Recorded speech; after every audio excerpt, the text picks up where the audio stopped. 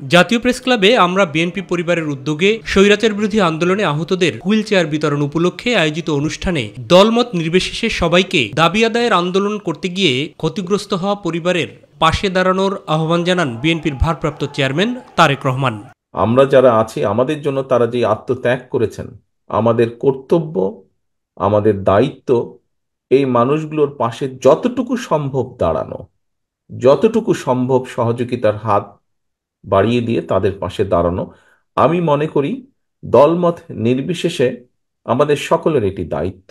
দেশের অন্যান্য অসহায় মানুষের পাশেও সবাইকে মানবিক হাত বাড়িয়ে দেওয়ার আহ্বানও জানান তিনি। আল্লাহ আমাদেরকে সৃষ্টি করেছেন সৃষ্টির সেরা জীব হিসাবে, এবং সেই জন্যই আমাদের কর্তব্য শুধু যে মানুষের বিপদের পাশে দাঁড়ানো তা নয়, আল্লাহর সৃষ্টি প্রতিটি সৃষ্টির পাশে আমাদের দাঁড়ানো। আগামীতে রাষ্ট্র পরিচালনার দায়িত্ব পেলে জনগণের অধিকার ফিরিয়ে আনার আন্দোলনে শহীদদের নামে বিভিন্ন স্থাপনার নামকরণ করার কথাও জানান বিএনপির শীর্ষ এই নেতা।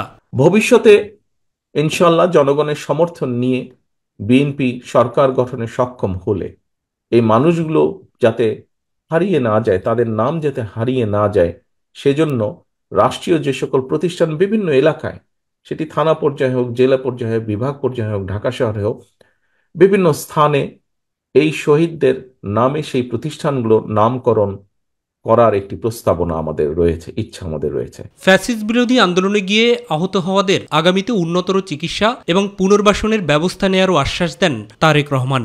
তাদেরকে সহযোগিতার হাত বাড়িয়ে দেওয়া, যাতে সেই পঙ্গু মানুষগুলো নিজেরা যতটুকু সম্ভব স্বাবলম্বী হতে পারেন। মাহবুব সৈকত, মাই টিভি, ঢাকা।